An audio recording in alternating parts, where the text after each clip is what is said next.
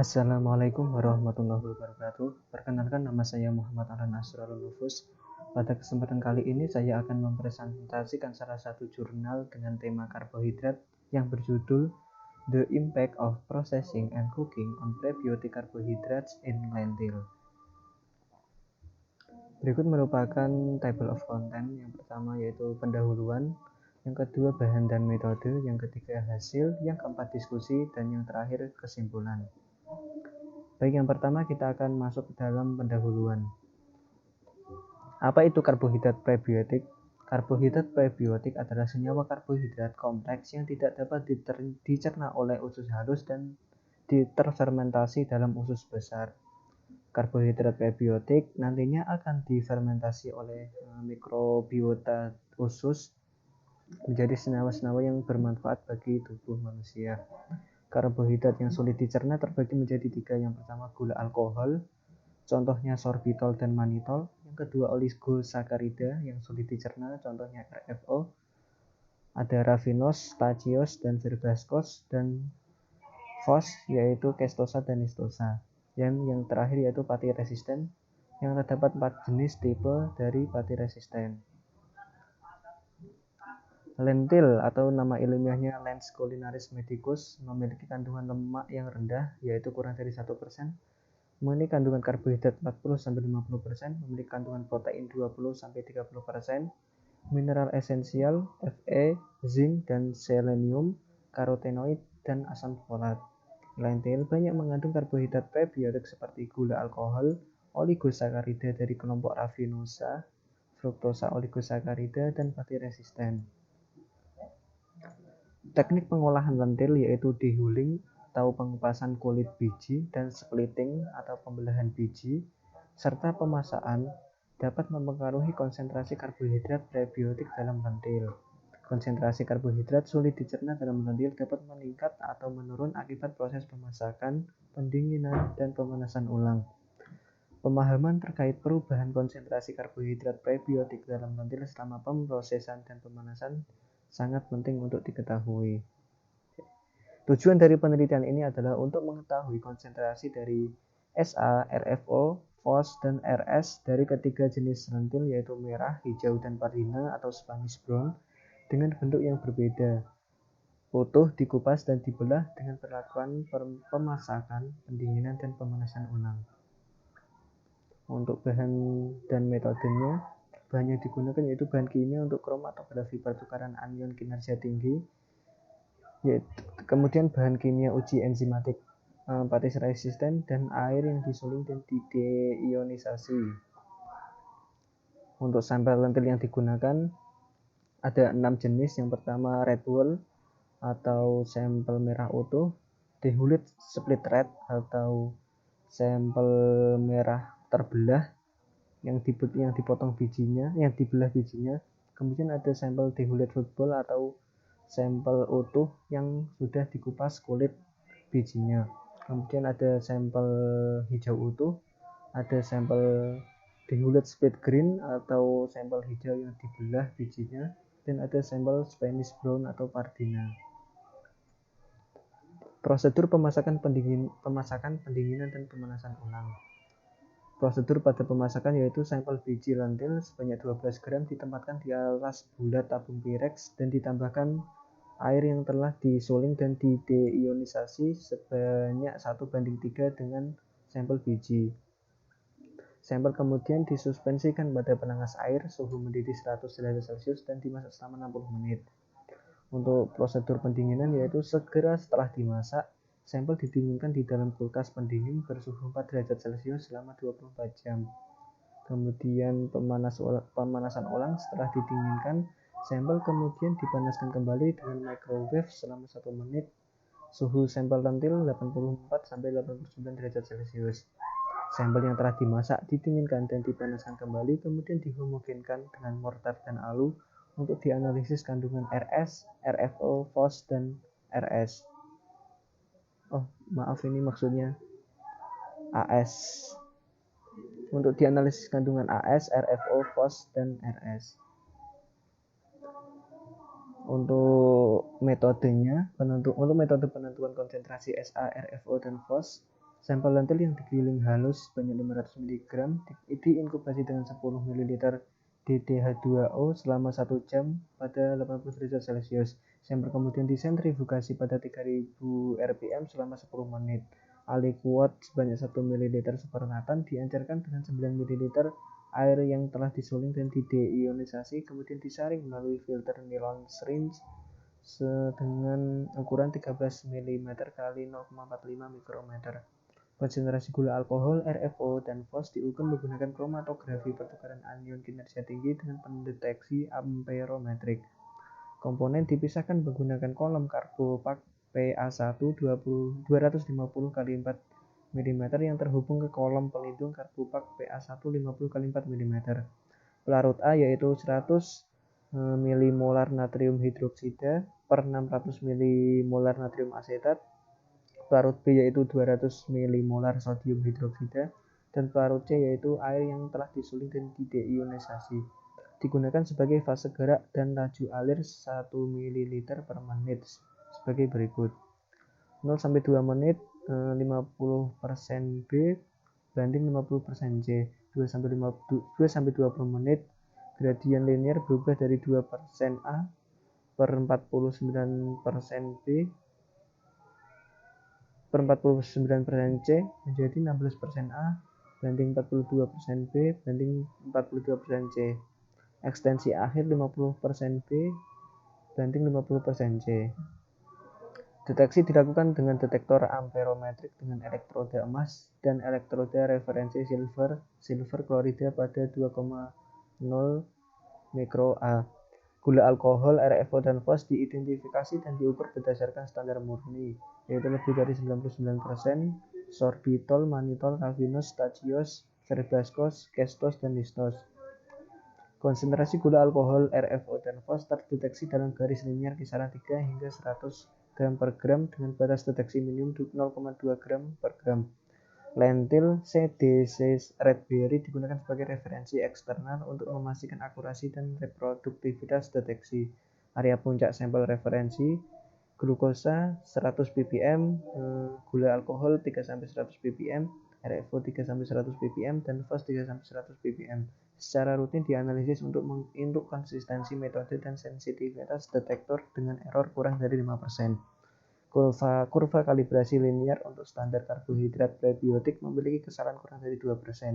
Konsentrasi filtrat SA, RFO, dan FOS digunakan untuk menentukan oligosakarida dalam sampel sesuai dengan persamaan X C kali V per M, di mana X adalah konsentrasi oligosakarida dalam sampel, V adalah volume akhir yang dianjurkan, dan M adalah massa kering sampel aliquot.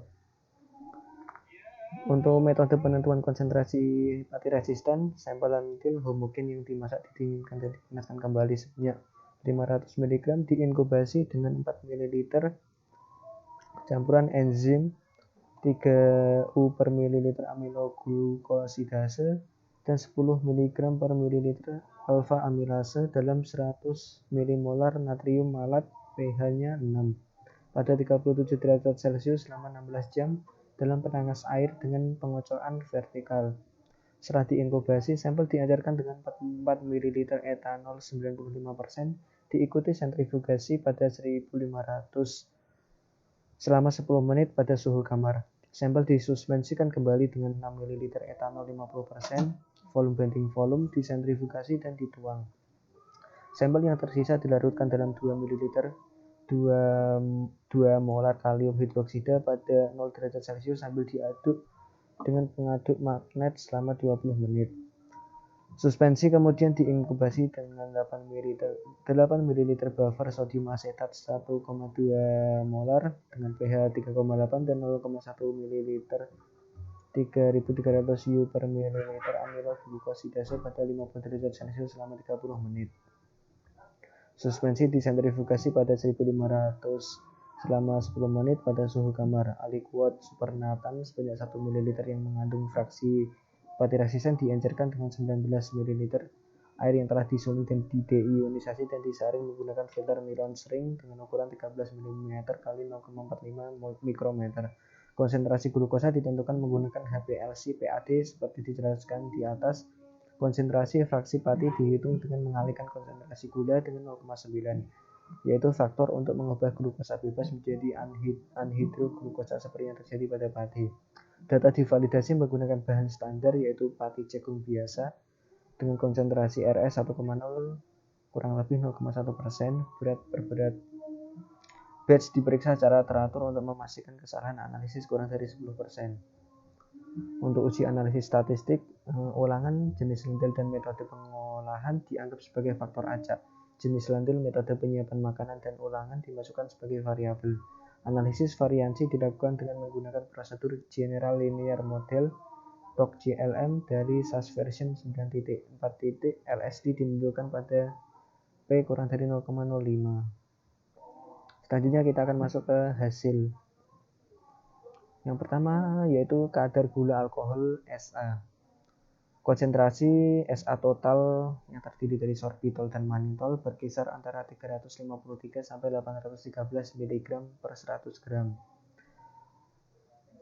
Lentil dengan kulit biji merah utuh sebanyak 750 mg per 100 gram, hijau utuh sebanyak 572 mg per 100 gram, pardina 813 mg per 100 gram, memiliki total konsentrasi SA yang lebih tinggi daripada lentil yang dikupas,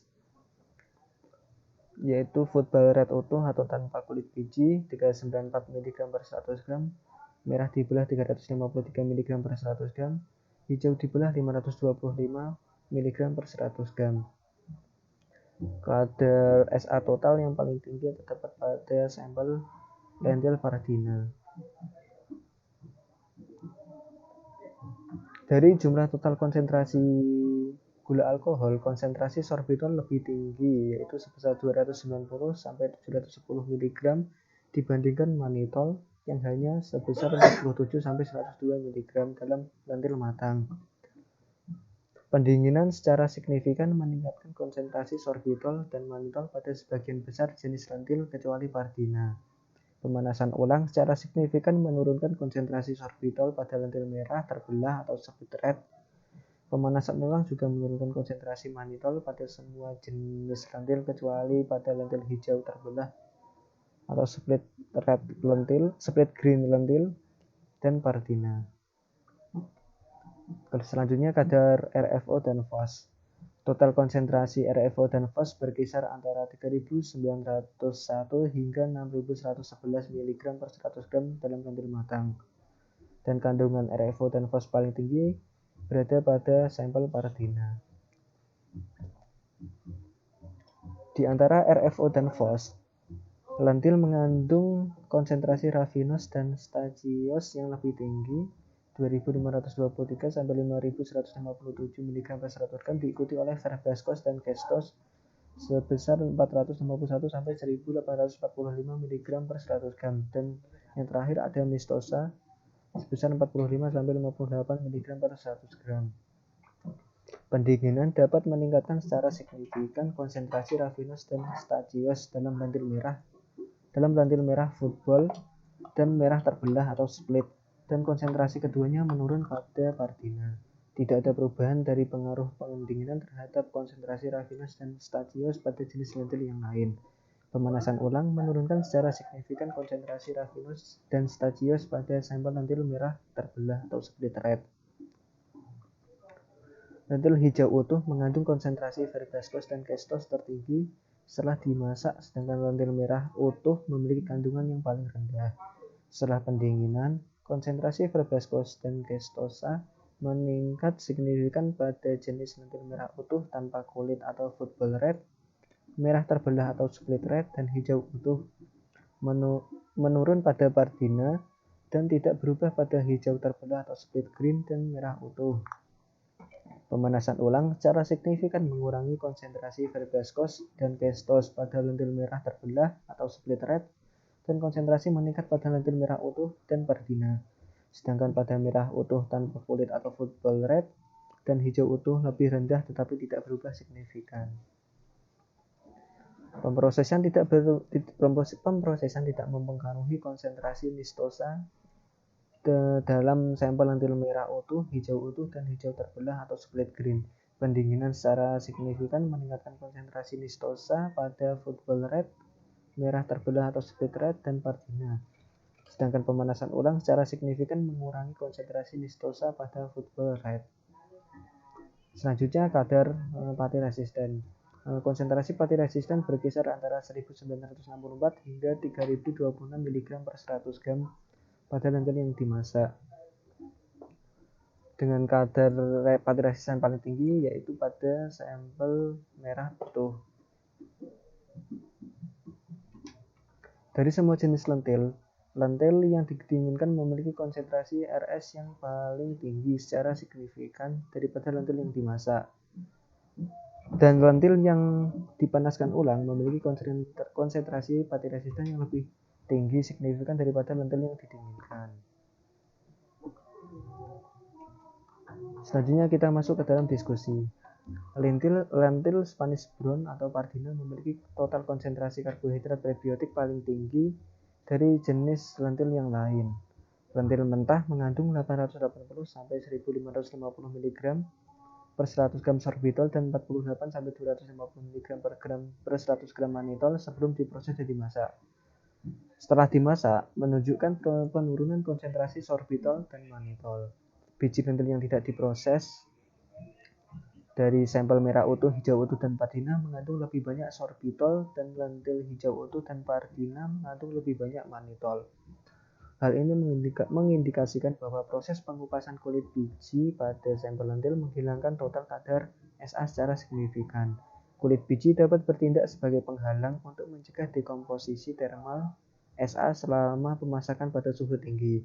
Proses pemasakan dapat memecah bentuk kimia dari sorbitol dan manitol pada suhu tinggi, yaitu 100 derajat Celcius, dan kondisi air menjadi berlebih. Secara keseluruhan, proses pengupasan kulit biji dapat mengurangi konsentrasi dari gula alkohol sehingga dapat mengurangi nilai gizi prebiotik dari lentil yang dimasak. Konsumsi RFO dan FOS secara reguler direkomendasikan sebagai komponen diet untuk memerangi penyakit kronis, mengurangi peradangan, menghilangkan bakteri patogen, dan meningkatkan bioavailabilitas mineral. Dalam suatu penelitian menunjukkan bahwa lentil yang tumbuh di Amerika mengandung RFO dan FOS sebesar 4071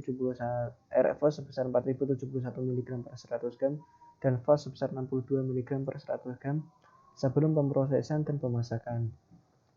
Setelah dilakukan pemasakan, total RFO menjadi berkisar antara 6.000 mg pada lentil merah utuh, 5.900 mg pada lentil football red, 5.500 pada lentil hijau terbelah, 5.200 pada lentil hijau utuh.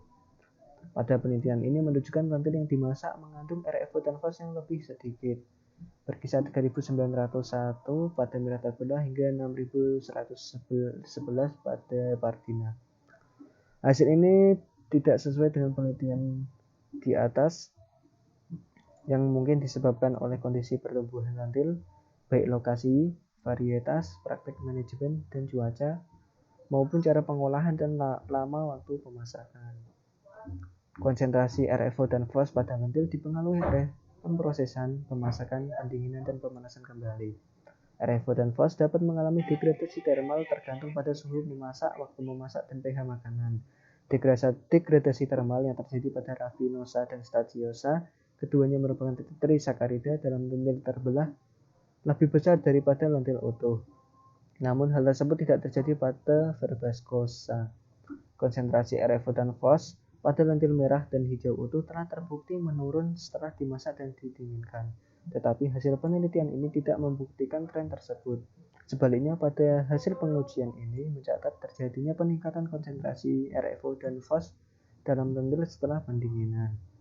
Lentil merah terbelah atau split red juga memiliki area permukaan yang mengalami kerusakan akibat pendinginan dan degradasi sel lebih banyak, sehingga lebih banyak RFO dan FOS yang hilang pada lentil merah terbelah atau split red.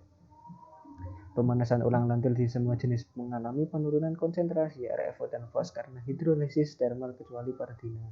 Dalam penelitian ini, waktu pemanasan ulang adalah 1 menit dan suhu setelah pemanasan ulang sekitar 84-89 derajat Celcius, di mana suhu tersebut lebih rendah dari suhu air mendidih. Oleh karena itu, penggunaan microwave mungkin menjadi pilihan yang lebih disukai untuk memanaskan kembali lentil agar kandungan karbohidrat prebiotik tetap terjaga. Untuk konsentrasi RS dalam makanan juga mengalami perubahan akibat pemrosesan, pemasakan, dan penanganan konsumen. Jika pemanasan dan pendinginan semakin lama, maka semakin meningkatkan pembentukan pati resisten. Proses annealing, yaitu pemanasan pada suhu tertentu kemudian didinginkan perlahan pada lentil, meningkatkan konsentrasi pati resisten dari 6,5% menjadi 9,5%. Hasil penelitian ini sudah sesuai dengan penelitian sebelumnya yang melaporkan kadar pati resisten meningkat 2 kali lipat setelah pendinginan dan pemanasan ulang. Selama pemanasan dan pendinginan, molekul amilosa mengalami retrogradasi untuk membentuk pati resisten tipe 3. Penelitian lain telah menunjukkan bukti retrogradasi menghasilkan peningkatan kadar pati resisten dan memiliki nilai gizi yang lebih besar. Hasil penelitian ini menyoroti dampak suhu terhadap kualitas nutrisi lentil dan menunjukkan bahwa lentil lebih bergizi setelah pendinginan dan pemanasan ulang. Selanjutnya, kesimpulan. Pemahaman tentang konsentrasi prebiotik dalam jenis lentil yang berbeda memberikan informasi penting untuk meningkatkan kualitas nutrisi lentil melalui pemrosesan dan pemasakan. Hasil dari pengujian ini menunjukkan bahwa pengupasan kulit, pemasakan, pendinginan, dan pemanasan kembali lentil secara signifikan mengubah kadar karbohidrat prebiotik dalam lentil. Berikut merupakan daftar pustaka yang saya gunakan sebagai referensi. Demikian presentasi dari saya, kurang lebihnya mohon dimaafkan. Wassalamualaikum warahmatullahi wabarakatuh.